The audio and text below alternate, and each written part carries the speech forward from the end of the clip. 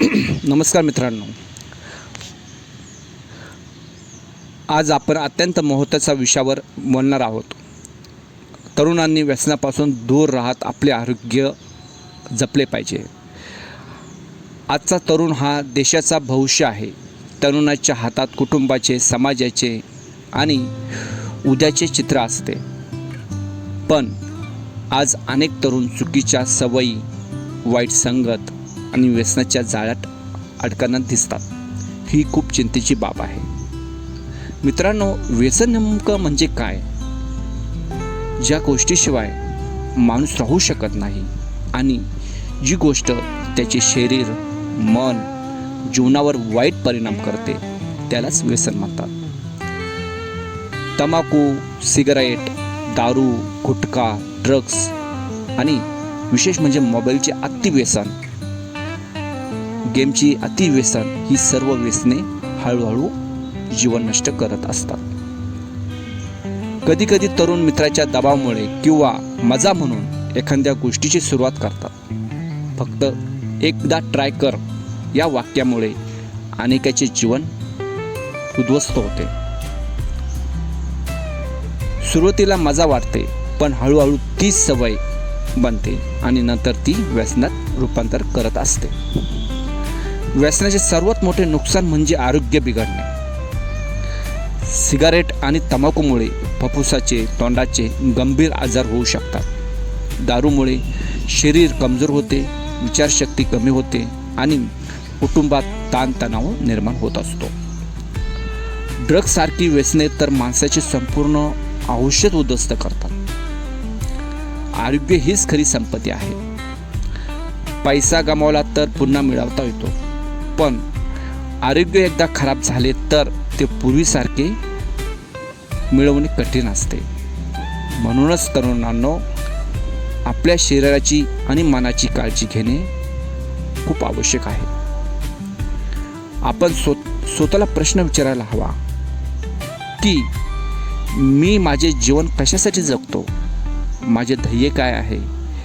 माझ्या आईवडिलांनी माझ्यावर ठेवलेला अपेक्षा काय आहे? जेव्हा तरुण आपल्या ध्येयावर लक्ष केंद्रित करतो तेव्हा त्याला वाईट सवयीसाठी वेळच राहत नाही. अभ्यास, व्यवसाय, नोकरी, खेळ, व्यायाम, वाचन आणि चांगली मैत्री या गोष्टी जीवन सुंदर बनवत असतात. म्हणूनच मित्रांनो, चांगल्या मित्राचे महत्त्व खूप मोठे आहे. वाईट संगत माणसाला चुकीच्या मार्गावर नेते, तर चांगली संगत प्रगतीकडे घेऊन जाते. मित्र निवडताना विचार करा, हे मित्र माझ्या आरोग्याला योग्य दिशा देतात का?